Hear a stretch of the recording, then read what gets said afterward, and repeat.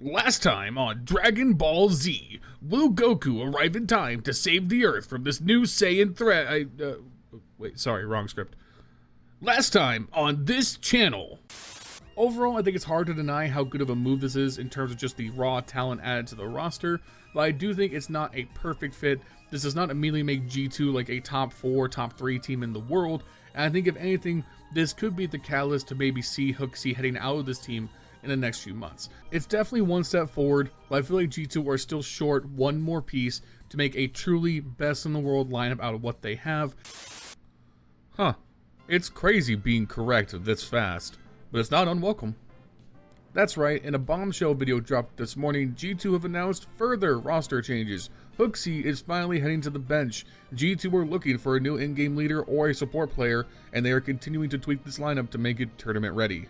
Obviously, Hooxi has been one of the main criticisms of this roster over the last year or so, and with last week's edition of Malbs, it's clear that G2 want to reform this roster into something that can truly contend to be a world number 1, and honestly, Hooxi doesn't fit that vision. So today, we're going to speculate about who G2 could bring in to replace Hooxi, what's next for this lineup, and also we'll take a little bit to talk about Hooxi's time within the team, and where he could go in World Counter-Strike. So if that sounds interesting to you, make sure you guys take a second, leave a like, leave a comment down below, and subscribe to the channel if you haven't already. It helps out immensely in the YouTube algorithm, so do it.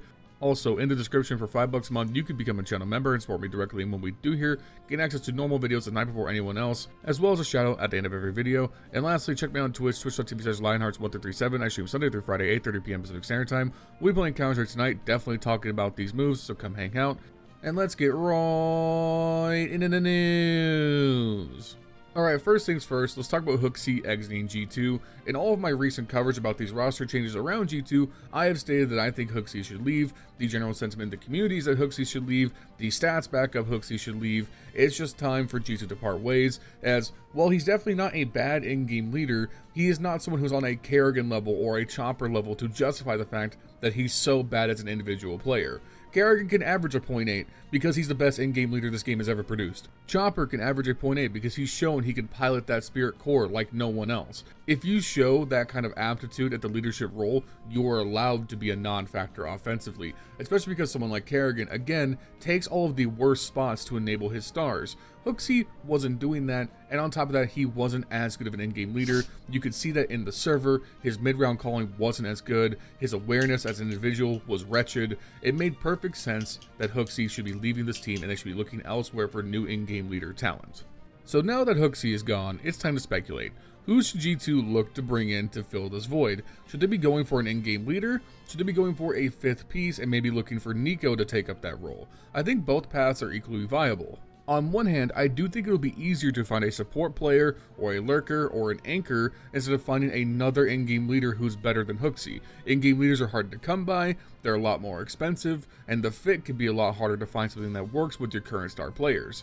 And based on what Nico has said since I Am Dallas, he's definitely interested in the in-game leader role. Now, we all know in the past, Nico as in-game leader was a disaster. We look back to those phase teams that they get Kerrigan and things didn't really work out, but it's been a long time. Nico is a much different person, at least from what we can see. He seems a lot more mellow, he seems a lot more mature, a lot less fiery, a lot less ragey.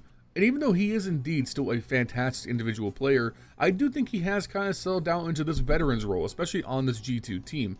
This G2 team does feel like m0NESY's team more than Nico's team nowadays. And I don't think that's anything taken away from Nico, it's just kind of the fact that m0NESY is arguably the best player in the world, and Nico is still incredible, but not quite up to that same standard anymore. So in theory, with less to carry in terms of being the superstar carry, I do think Nico could shoulder the role of being an in-game leader more.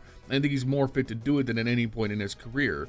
The question is, what kind of in-game leader would Nico be, and what kind of adjustment period would this team need for him to come into full fruition? Because obviously, it's not going to be the most seamless transition. We know based on what's been said since I Am Dallas that he was getting support from Hooxi. He was heavily supported by Taz. While he was the in-game leader, it was not like he built the strat book for the team. That was a team with a stand-in trying to make it work for a one-off tournament. And while yes, they won, can you 100% attribute that to Nico's chops as an in-game leader? I actually don't think so, because we know that he wasn't necessarily the man driving the ship by himself. It's going to be a much different environment when he's relied upon to build the strat books, to do the anti-stratting, to do all the matchup hunting, to do all the demo review, to pick out those pick bans.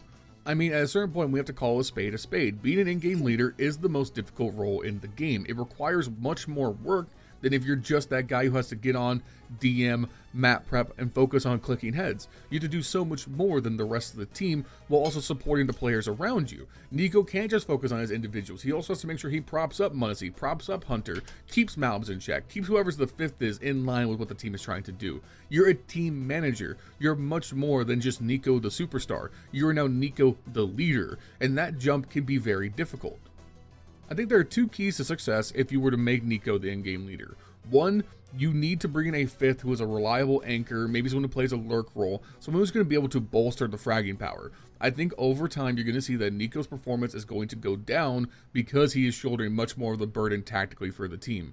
If we look over at like what Astralis is doing with Device, yes, we've had this honeymoon period where they've looked really good and Device's production hasn't really slipped much, but when they got into those really deep playoff games against great teams in the top 5, top 10, that's when they started to struggle and Device's performance went down and the strat book looked limited. And along those same lines, I think the other key is for them to run a very simple system. I think G2 need to make their strats as uncomplicated as possible, play around the mid-round calling, and let your star fragging power be the thing that shines. I think they need to take a page straight out of FaZe's playbook. They need to play the Kerrigan special. You need to have a few great default strats, and then you see what happens with all the talent around you in the round.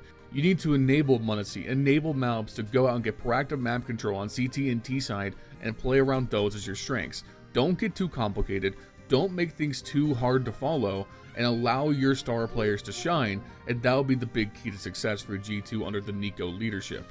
So that being said, I think there is one player in the world who I would want above all else if we were to make Nico the in-game leader. I think the fifth for G2 that would be perfect is Bubblesj from Fnatic.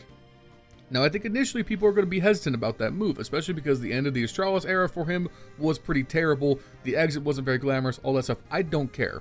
Bubblesj as a player, not Bubblesj as an in-game leader, is someone who has been in the HOTV top 20 in multiple years. He's one of the best lurkers in the world, and he's a great side anchor on CT side. He fits all the boxes for what G2 need in terms of roles. He can play a little bit of support, but most importantly, he gives you someone who's going to take some of those nexus spots that you no longer have with Malbs wanting to be a more aggressive player. I think you do have to shift around the roster construction. You have to ask Hunter to pick up some of the more supportive elements, do a little bit more on the flashing and smoking front, but what you add in terms of the versatility with Bubblesj, I think is incredible. I'm not gonna lie, I kind of get really excited at the prospect of the T-sides this team could produce with Bubblesj on the roster. You have this triumvirate of Bubblesj, Nico, and Malbs who are very aggressive, want to be proactive, and take harsh map control. And then you have Bubblesj on the outskirts, lurking around the margins, picking apart the CTs, and you have Hunter to fill in the gaps as needed. I think that team does absolute work, especially on maps like Dust 2, Inferno, Mirage. Oh, dude, oh my god, it gets so exciting, I think, if you add a great lurker like Bubblesj. I think that would be an amazing signing, and on top of that, Bubblesj is in a dog shit team that's doing nothing, and it's not like his contract's going to be that high of a buyout either, because again, Fnatic are an absolute terrible organization right now. I think he is the perfect pickup for this team if you want Nico to be the leader. Now, let's say G2 don't want to do the Nico as in-game leader experiment. I think that's valid. That's totally a good way to go. The question is, who do you bring in as a better in-game leader than Hooxi that checks all the boxes? I think once again, there is one name that rises above everybody else that should be an immediate target, and that is Glaive from ENCE to G2. Obviously, Glaive's resume needs no introduction, arguably the second best in-game leader ever in Counter-Strike, certainly one of the most winningest in-game leaders we've ever produced. And right now, he's in a nothing ENCE team that isn't going anywhere, and he's clearly hungry to try and recapture some trophies in the post-Astralis era. He's by no means washed up as an individual, he's clearly still got the chops as an IGL, he's one of the best minds in the game, and he's someone who is also not going to be told dead weight in terms of having a rifle in his hand. Traditionally, when Glaive is working, when Glaive is at his peak, he can frag out when he needs to. He's not someone who's going to shy away. He's not someone who has bad mechanics. He doesn't have bad crosshair placement or bad awareness like Hooxi did at points. He's not just going to be dead weight in that regard. And again, much like Bubblesj, he is on a team that is going nowhere. I can't imagine him having a significant buyout considering the state of ENCE in the current era of World Counter-Strike. So he should be an immediate target. You either go Glaive or you go Bubblesj, Beyond that, it certainly gets more tricky. Obviously, Cadian is a name that's going to be thrown around, but will he be willing to give up the op to Muncie? I don't know. Do you really want Cadian as just a pure rifler? I don't think so. Once you get past him, it gets a little thin on the ground in terms of in-game leaders unless you're going to go and buy someone from another top team, which I don't know how reliable that's going to be in the current market. So yeah, beyond those two, I don't really have many other suggestions in terms of who could fill the slot. They obviously know better than I do, so it'll be exciting to see what happens over the next few days and weeks of who G2 decide to bring in. And for the last part of this video, let's just do a quick moratorium on the Hooxi era. Obviously, Hooxi helped G2 win trophies. I'm not going to take away from that, but it's very clear, at least at this point, that he was not the right fit for this team. He struggles too much as an individual. His strat calling wasn't anything to write home about, and just the fit with where this team was going just wasn't going to work. Now, that being said, that doesn't mean Hooxi doesn't have a place in World Counter-Strike. I just don't think it's necessary with a top 10 team. Honestly, at this point in his career, he needs to drop down to a tier 2 team, develop younger talent, or consider making the jump to the coach. I don't think Hooxi is necessarily a bad mind for the game, so he could definitely contribute to an organization. I think in terms of a top 10 team, he's not going to find a place. He's going to find a place somewhere in the top 20, top 30, and if he goes there, I think he'll do well, and he'll be very valuable to younger organizations with young talent. So yeah, those are my rapid fire thoughts on Hooxi being benched for G2. I'm reacting to this news like 20 minutes after the HLTV report dropped. So this is very fresh, very fast out the presses. Hopefully you guys enjoyed. Let me know what you think about G2 benching Hooxi in the comments down below. Who do you think G2 should bring in? Give me your suggestions. If I see JKS anywhere in the comment section, I'm banning you. I'm banning you. Anyways, make sure you like, comment, subscribe, all that good stuff. And while you're down there, consider becoming a channel member for $5 a month. You can support me directly in what we do here. Shout out to my current channel members, Justin, Jesse, and Fairly for keeping the lights on. If you want to join us, consider doing so. And lastly, follow me on Twitch, linked in the description as well. And I'll see you guys soon with another video.